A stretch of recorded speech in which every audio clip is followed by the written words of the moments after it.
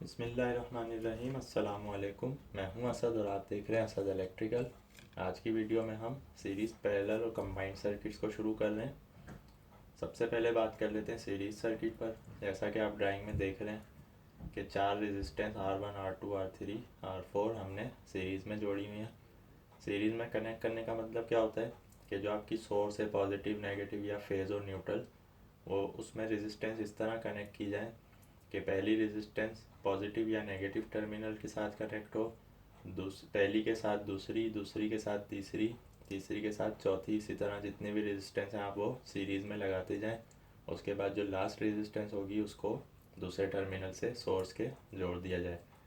तो इसको हम कहते हैं सीरीज़ सर्किट, यानी कि रेजिस्टेंस का आपस में सीरीज़ में आ जाना। तो इसमें जो करंट के फ्लो होने का पाथ है वो हमेशा एक ही होता है, यानी करंट यहाँ से चलेगा और यहाँ जाएगा। तो इसकी कैलकुलेशन पे बात कर लेते हैं कि अगर रेजिस्टेंस सीरीज़ में लगाई जाए तो उसमें वोल्टेज, करंट और रेजिस्टेंस का क्या बिहेवियर होता है। सबसे पहले हम बात कर लेते हैं रेजिस्टेंस पर। जैसा कि हमने दिखाया हुआ है कि R1 की वैल्यू 10 ओम है, R2 की 5 ओम, R3 की 5 ओम, R4 की 100 ओम्स। तो सबसे पहले इस पे बात कर लेते हैं कि जब रेजिस्टेंस सीरीज़ में लगाई जाए तो सर्किट की जो टोटल रेजिस्टेंस है वो किस तरह कैलकुलेट होती है, यानी RT टोटल रेजिस्टेंस हमें मालूम करनी है। तो सीरीज़ सर्किट में हमेशा रेजिस्टेंस का फार्मूला ये होगा कि रेजिस्टेंस जमा होंगी, यानी R1 plus R2 plus R3 plus R4, इसी तरह जितने भी रेजिस्टेंस हैं वो सीरीज़ में हमेशा जमा होंगी, तो उसकी टोटल रेजिस्टेंस की वैल्यू आएगी। तो यहाँ पर सिंपली कैलकुलेट कर लेते हैं हम। 10 5 5 20 100, तो टोटल रेजिस्टेंस हमारी हो गई 120 ओम्स। तो सीरीज सर्किट में रेजिस्टेंस हमेशा जमा हो जाती है। हर रेजिस्टेंस की वैल्यू जो है वो जमा होकर टोटल रेजिस्टेंस सर्किट की इस तरह कैलकुलेट होती है। तो अब बात कर लेते हैं वोल्टेज की।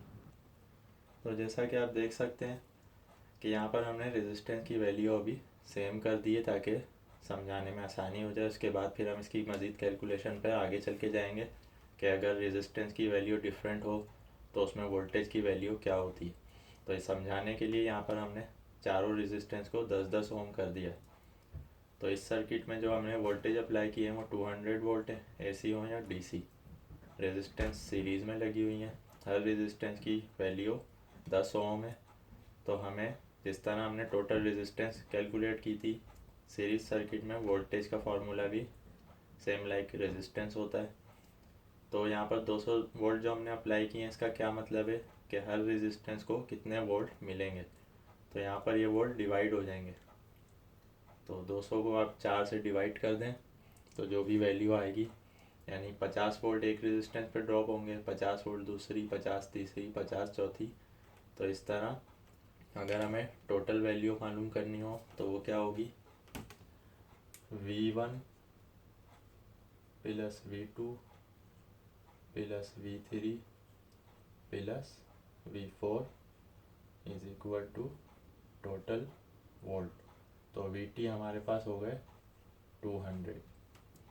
तो अगर हमने ऐसे सीरीज सर्किट में जिसमें रेजिस्टेंस की वैल्यू बराबर है और वो सीरीज़ में लगी हुई हैं, तो जितने भी वोल्ट हम अप्लाई करेंगे तो वो डिवाइड हो जाएंगे सारी रेजिस्टेंस पे। तो टोटल वोल्टेज निकालने के लिए हमें ये फार्मूला अप्लाई करना पड़ेगा। तो सीरीज़ में वोल्टेज जमा होंगे V1 plus V2 plus V3 plus V4। तो टोटल वैल्यू हमारे पास वोल्टेज की इस तरह आएगी। अब हम बात कर लेते हैं करंट पर। तो सीरीज़ सर्किट में करंट की वैल्यू मालूम करने के लिए सबसे पहले हमें क्या करना होता है, हमें उस सर्किट की टोटल रेजिस्टेंस निकालनी होती है। तो जैसा कि हमने आपको बताया था कि सीरीज़ सर्किट में रेजिस्टेंस हमेशा जमा होती है। तो यहाँ पर चार रेजिस्टेंस 10-10 ओम की सीरीज़ में लगी हुई हैं, वोल्टेज हमारे पास 200 है। तो हर रेजिस्टेंस की जो गुज़रने की करंट की जो वैल्यू है वो क्या होगी। तो एक बात याद रखने की है, सीरीज़ सर्किट में करंट हमेशा बराबर होता है, यानी कि total current is equal to I1 is equal to I2 is equal to I3 is equal to I4।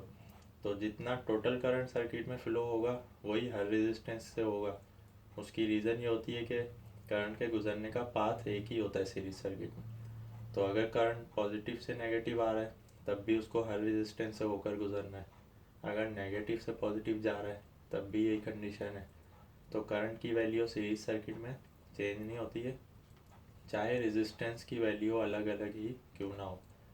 तो यहाँ पर सबसे पहले हमें इस सर्किट की टोटल करंट मालूम करनी है, तो उसके लिए हमें क्या करना होगा, सबसे पहले हम रेजिस्टेंस को कैलकुलेट कर लेंगे। जैसा कि हमने बताया था कि सीरीज सर्किट में रेजिस्टेंस हमेशा जमा होती है। तो 10 + 10 + 10 + 10 हमारे पास रेजिस्टेंस आ गई 40 ओम्स। वोल्टेज की वैल्यू हमारे पास है 200 वोल्ट। तो ओम्स लॉ आपको याद होगा, करंट की वैल्यू मालूम करने के लिए हमें क्या करना होता है, I = V/R। V/R का क्या मतलब है कि हम 200 को 4 से डिवाइड कर देंगे, तो वैल्यू जो भी हमारे पास आएगी, 40 से डिवाइड करेंगे। 200 को जब 40 से डिवाइड किया तो वैल्यू हमारे पास आ गई 5। तो इसका मतलब ये हुआ कि सीरीज सर्किट में जो करंट की टोटल वैल्यू है यहाँ पर वो 5 एम्पेयर है, और यही 5 एम्पेयर हर रेजिस्टेंस की वैल्यू भी है। चूँकि सीरीज सर्किट में करंट की वैल्यू चेंज नहीं होती, जो टोटल करंट होता है वही हर रेजिस्टेंस से होकर गुजरता है। तो R1 पर भी हमें 5 एम्पेयर मिलेंगे, R2 पर, R3 पर, R4 पर, जहाँ पर भी हम चेक करेंगे, चाहे तो यहाँ पर चेक कर लें या न्यूट्रल में, चूँकि सेम करंट पूरे सर्किट में फ़्लो होती है। तो IT का फार्मूला क्या हो गया, total current I1 = I2 = I3 = I4। तो यहाँ पर 5 5 5 5 यही वैल्यू रहेगी और टोटल वैल्यू भी 5 रहेगी। तो ये सीरीज सर्किट में वोल्टेज, करंट और रेजिस्टेंस की नॉर्मल कैलकुलेशन हमने आपको समझा दी है। इसको एक बार और रिपीट कर लेते हैं। सीरीज सर्किट में हमेशा टोटल रेजिस्टेंस सारी रेजिस्टेंस का हासिल जमा होता है, यानी कि जितनी भी रेजिस्टेंस सीरीज़ में लगी हुई होंगी उनकी वैल्यू जमा हो जाएगी और उस सर्किट की टोटल रेजिस्टेंस हमारे पास जमा होकर आ जाएगी R1 + R2 + R3 + R4। तो 10 + 10 + 10 + 10 हमारे पास 40 ओम्स टोटल इस सर्किट की रेजिस्टेंस आ गई। तो रेजिस्टेंस मालूम करने का ये फार्मूला है। VT यानी कि टोटल वोल्ट, इसका फार्मूला भी सेम लाइक रेजिस्टेंस है, यानी कि जितने भी सर्किट के टोटल वोल्ट होंगे वो सारी रेजिस्टेंस के जमाशुदा होंगे। तो अगर रेजिस्टेंस की वैल्यू बराबर है तो टोटल वोल्टेज उसी हिसाब से सब रेजिस्टेंस में डिवाइड हो जाएंगे। जैसा कि हमने यहाँ पे बताया कि 200 वोल्ट हमने अप्लाई किए हैं, तो 4 रेजिस्टेंस में 50-50 वोल्ट ड्रॉप हो जाएंगे। तो सर्किट के टोटल वोल्ट जो हैं वो V1 + V2 + V3 + V4 इस तरह कैलकुलेट होंगे। तो रेजिस्टेंस और वोल्टेज हमेशा सीरीज़ में जमा होते हैं। करंट की वैल्यू जैसा कि हमने बताया कि current, total current I1 = I2 = I3 = I4। इसका मतलब ये है कि जो करंट यहाँ से फ्लो हो रहा है वही हर रेजिस्टेंस से हो रहा है, वही सर्किट के टोटल करंट की वैल्यू है। तो करंट की मकदार सीरीज सर्किट में चेंज नहीं होती है। तो ये था सीरीज सर्किट का बिल्कुल आसान सा रेजिस्टेंस, वोल्टेज और करंट मालूम करने का फार्मूला। तो उम्मीद है आपको वीडियो पसंद आई होगी। नेक्स्ट वीडियो में हम पैरेलल सर्किट पे बात करेंगे। तो नेक्स्ट वीडियो तक के लिए इजाज़त दीजिए। अल्लाह हाफिज़।